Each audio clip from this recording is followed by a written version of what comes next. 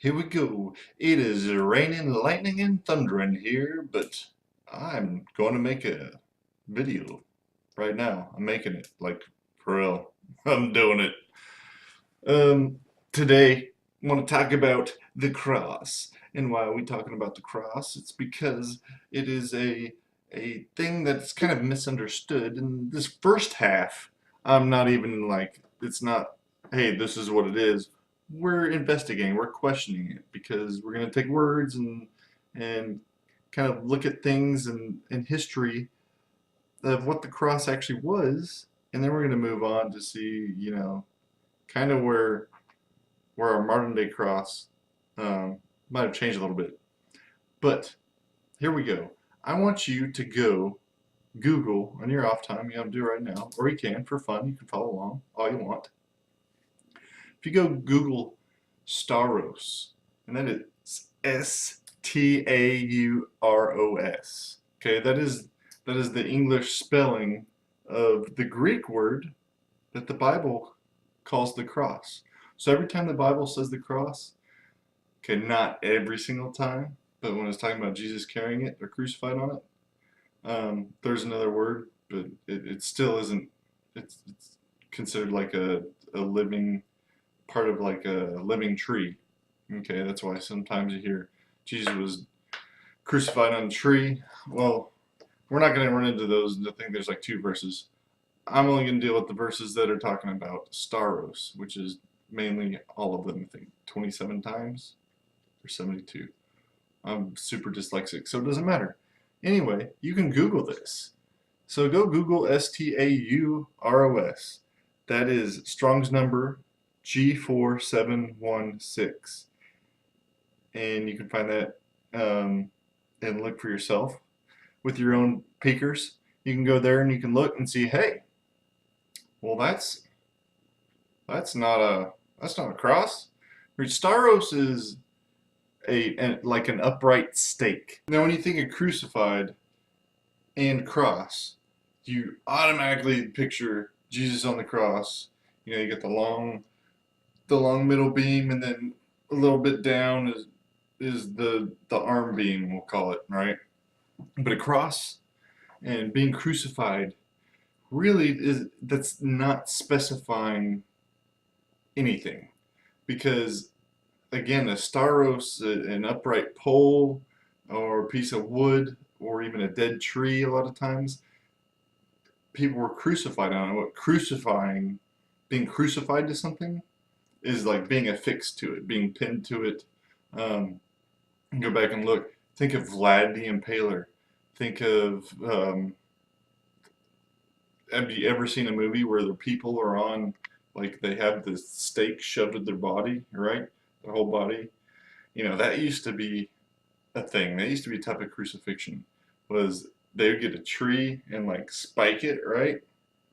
And then they would lower the person, and they'd start out rectally, and then they would die because they would slowly go down it. So this stuff is not, it's not specific to the Romans at all. The Romans had their own way of doing it, but it's not specific to the Romans. So when we're looking at the word stauros, we're thinking, okay, it's for sure is a stake or an upright pole, a wooden pole of some sort. Now, is a cross that we think of, that we know of, is that a stauros? Yes. But is Stauros itself the cross or Christian cross?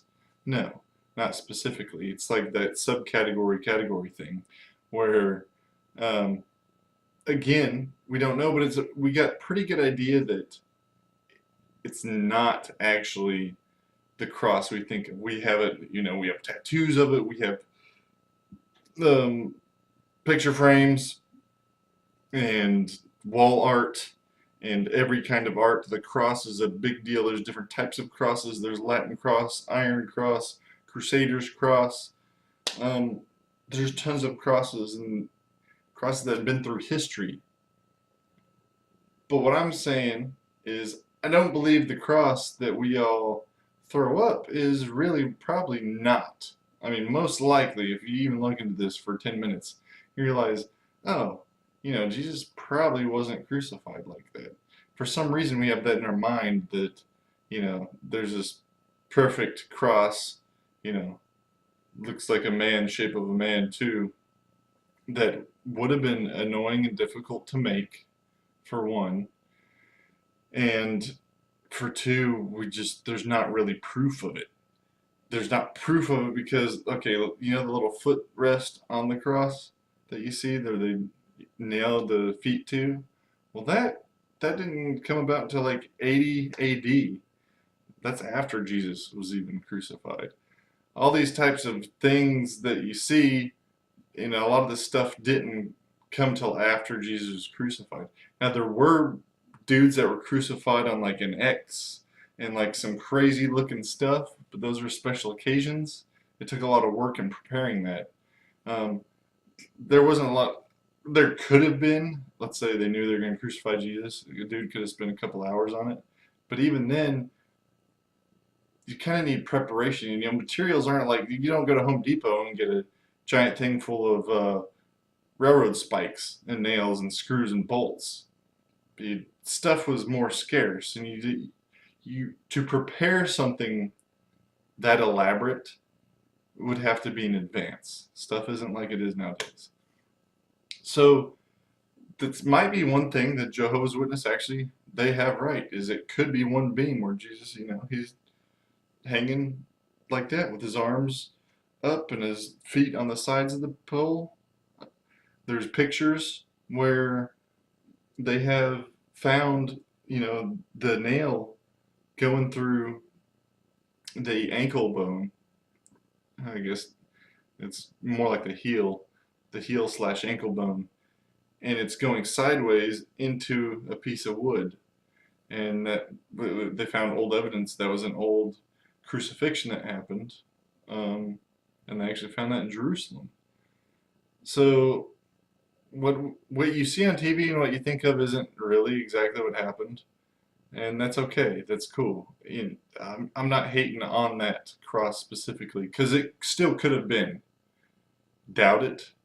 The only reason I say there might have been another post, let's call it the arm post, is because Jesus did carry a cross. He did carry Stauros on his way to Golgotha. So for one, that could have been just his post, or it could have been an arm post that goes on top of the post, which would have been very easily done compared to carrying it. I mean, the crosses they show like 500 pounds. I mean, I got some logs that me and my boys work out with, and mine's probably, it's 8 feet. It's probably about that big around. And that thing's a beefer just lugging around and lifting. And that's not even big enough to put in the ground and hang someone from. So, I mean, just realistically, anybody carrying a huge, giant cross-sectioned cross just doesn't make sense. Again, even if they got Simon from Cyrene. Have anybody that's ever been to boot camp done the log training? You all work out with a log? Anybody that works in the lumber industry or has ever chopped down a tree, surely you know how heavy this is. And that realistically, carrying a big giant cross with a cross section just doesn't make sense. Doesn't make sense to me. But aside from that, again, we don't know. I'm just pointing this out. What did it actually look like? Was it more of a T? Was it like a post, just a straight up and down, and they were nailed to it?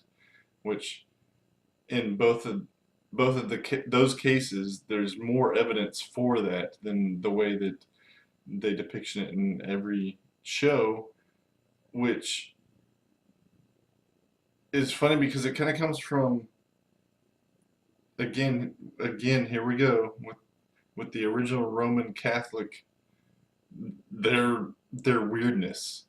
So the cross symbol, the symbol for Christianity, what we know of as the cross, if you took the cross if you go back to that and saying that the cross is the symbol of Christianity, that goes back to old Constantine. This dude made up everything in the book. So I don't know if you know what Chi Rho is. It is a symbol. It's an X with the stem coming in the middle, and it's really a P. It's a P on an X. Okay. So that was kind of their insignia. I mean, they went into battle with it.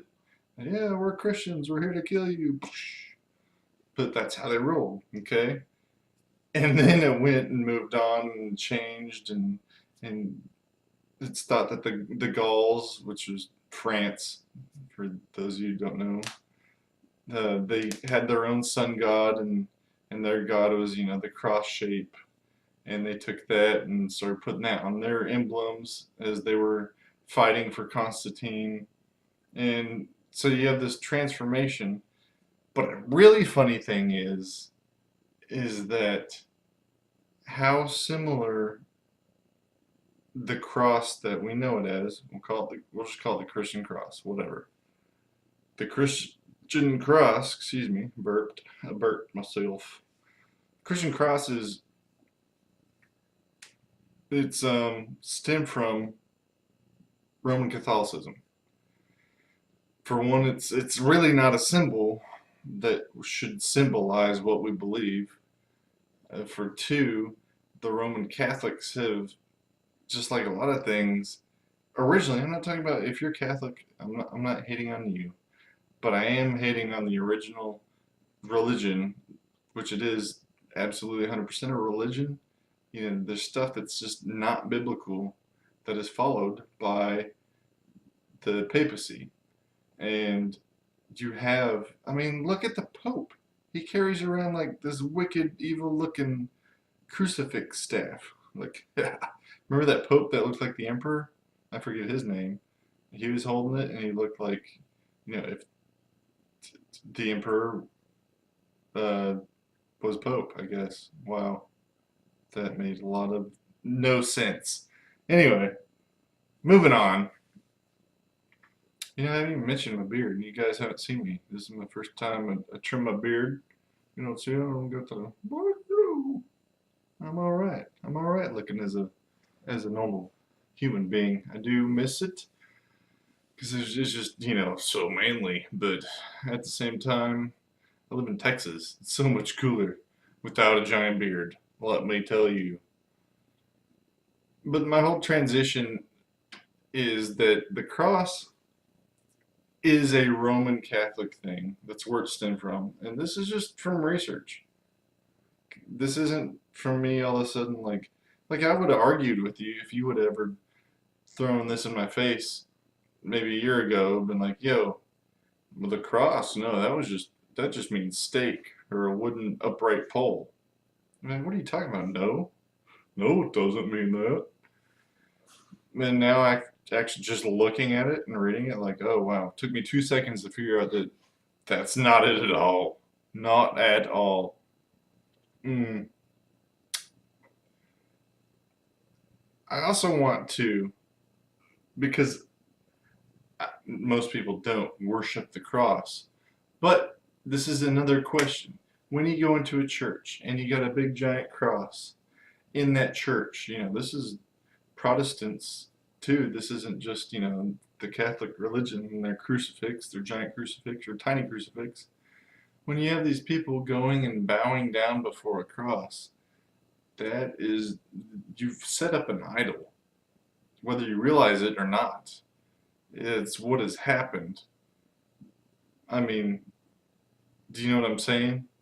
Let me read, like, one of the first 10 commandments. It's Exodus 20, if you're turning to it, or if you even care. Exodus 20, verse 4 and 5. Thou shalt not make unto thee any graven image, or any likeness of anything that is in heaven, or in the earth beneath, or in the water under the earth. Thou shalt not bow down thyself to them, nor serve them. For I, the Lord thy God, am a jealous God, visiting the iniquity of the fathers upon the children, unto the third and fourth generation of them that hate me. God's showing here that if you're making these images and bowing down to them, it's not cool. It's not okay. You're breaking, one of His laws is setting up a graven image, an idol, or slash a god that's before God. He's your God, right? You go outside. He's alive. I mean, you don't have to go outside, but I'm just saying, He's alive. You don't have to look at an object. He doesn't want you. You're objectifying. You heard of the word objectifying? Where you can do it to people or things. You objectify it. You put this thing up and you kind of on a pedestal and you almost worship it. We are not to do that. And that's what happens. Oh, okay. Do you remember I stand for the flag, kneel for the cross, because I'm so patriotic. Well, that's kind of goofy. I mean, realistic. And I don't even care about the flag part. That has nothing to do with God. It's you. You do not bow down. It just said in Exodus, don't bow down before any graven image. And a graven image is anything, a likeness of anything that was in heaven or on earth or in the earth. So we're putting a cross. And you might be like, oh, you're just being ridiculous or you're being picky. I'm just stating obvious. Like, if you want to use it as decoration, I don't care. If you want to use a torture device and put that tattoo on your body, that's cool. People put skulls on their body, they put all kinds of stuff. But it was a death device, the cross was. So you don't have to justify it. It's not a holy thing. It's not a holy item, and it won't do anything for you. Unless you want to serve it or bow down to it, then it'll do the opposite of what you're thinking. I guess really my last point is in showing that cross that we're talking about actually stems from the old Babylonian religion, which again, the Roman papacy copies. I mean, they wear their little fish hats. Who is that? Dagon, the fish god? They copy that. The two Babylonian emblems, the cross, and then they had another cross representing their sun god. Bishops, or the Pope, I think it was the Pope. Well, the Pope wears those two exact emblems. I'll find the picture and I'll post it, and you're gonna see that does not stem from anything godly. In closing, why? Why is that? Why? If you're asking me or anybody else, why are you so always ragging on the Catholics or this or that? I'll close with this. If you consider yourself a Protestant, you're still putting yourself under the Roman Catholic dogma and that Roman Catholic foundation. Why? Why, you ask? Hey, Alex, why? Because the Roman Catholics came after the Pentecost, right? And you hear about Pentecostals. Oh, Pentecostal preacher. Oh, watch out for them Pentecostals. But take away the idea of those churches that are out there now, and let's just deal with their names. Protestant, they were in protest of the Roman Catholic religion. That was Martin Luther, right? He had issues with it, and he posted it on that door, and he said, hey, I don't like this. Roman Church, you do this, and this is wrong. This isn't how it is. It's how it shouldn't be like this. And then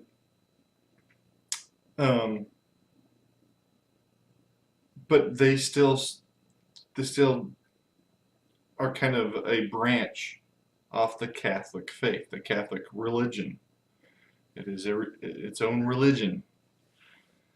If you want to get real and get down to it, where our Christianity itself started, that would be going back to the Pentecost. Because the Pentecost is when the Holy Spirit came down. The day of Pentecost, when everybody was filled with the Spirit, they got their tongues and everything. Well, that is the day that Jesus he predicted and he said, my Father will send his helper. And that is when pretty much, I would say, fully was fulfilled of the church of God being a Christian, being godly, under the new covenant began. So you should actually be more Pentecostal than Protestant. Keep doing, air quotes. But your goal is not to chase after the old things.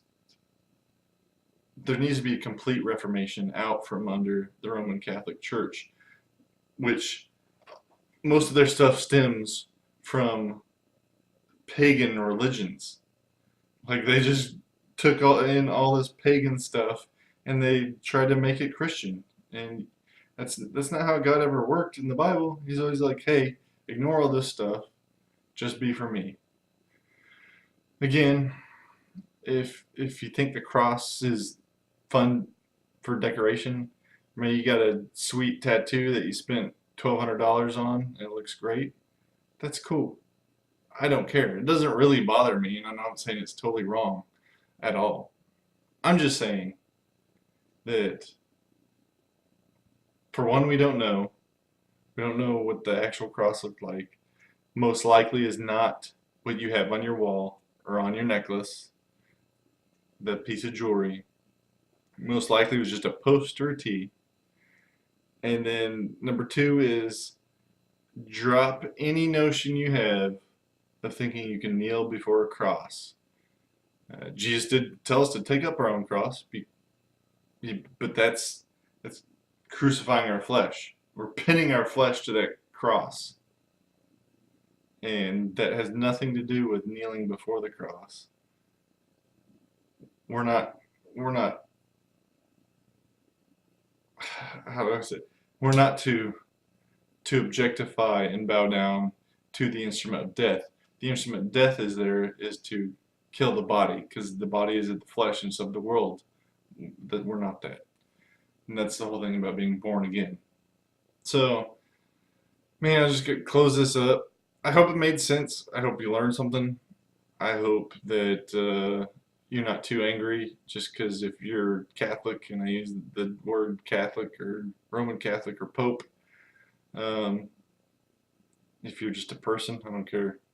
I love you equally. Might not like some of you, but I love you.